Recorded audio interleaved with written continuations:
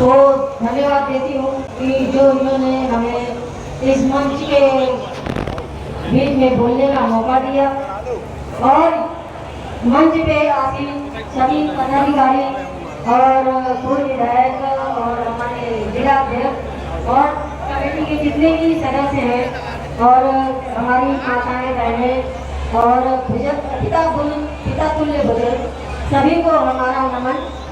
और आज अम्बेडकर जयंती के लिए हम लोग यहाँ उपस्थित हुए हैं। बाबा साहब ने अपने आज हमें जो बोलने का भी मौका मिला है वो भी हमें संविधान से ही मिला है।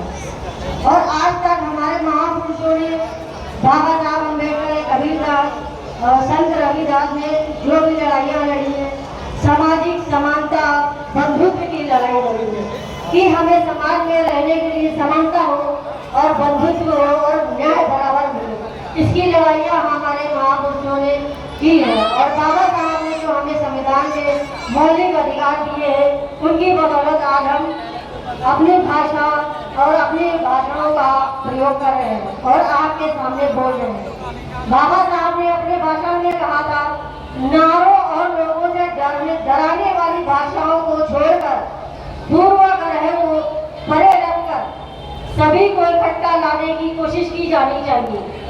धर्म के क्षेत्र में भक्ति आत्मा मुक्ति का मार्ग हो सकता है, परंतु राजनीति में भक्ति या न्याय पूजा पतन और अंततः तानाशाही का सीधा रास्ता है। इसको ठीक करने का रास्ता ही बाबा साहब ने बताया कि कभी स्वतंत्रता को एक महानायक के चरणों में समर्पित न करें या उस पर विश्वास करके उसे इतनी शक्ति न दें कि वह संस्थाओं को ही खत्म करने में समर्थ हो जाए। आज मौजूदा सरकार संस्थाओं को खत्म कर रही है। बाबा साहब ने इसे पहले ही बता दिया था।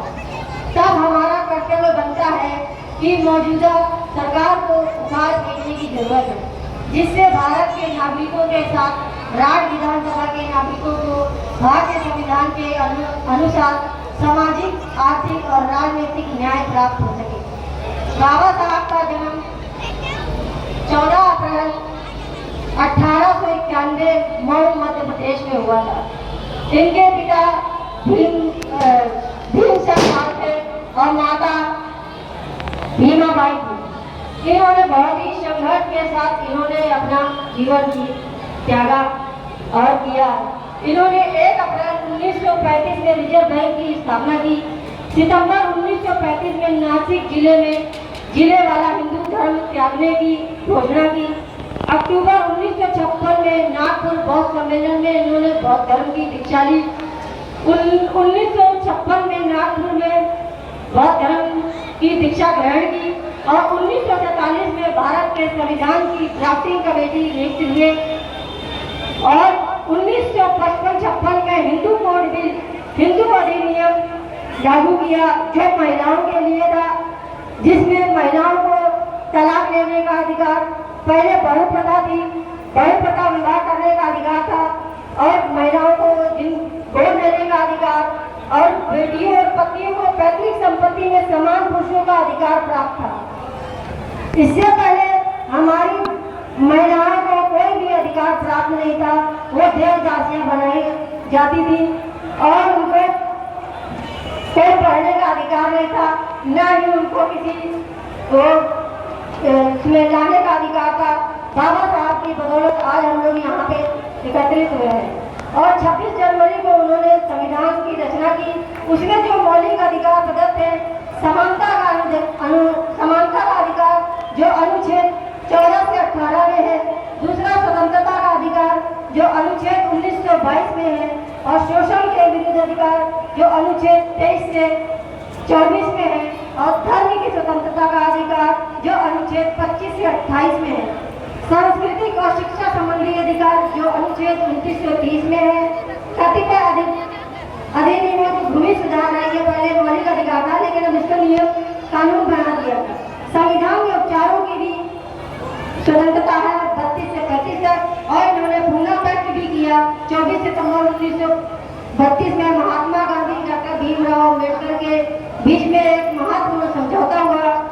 जिसका मुख्य उद्देश्य हिंदू समाज में दलित वर्ग की शिक्षा को शामिल रखते हुए उन्हें राजनीतिक अधिकारों और प्रतिनिधित्व प्रदान करें। शिक्षा और नौकरी दलितों के लिए सार्वजनिक सेवाओं में नौकरी में उचित प्रतिनिधित्व और शिक्षा के लिए अनुदान आरक्षित किया।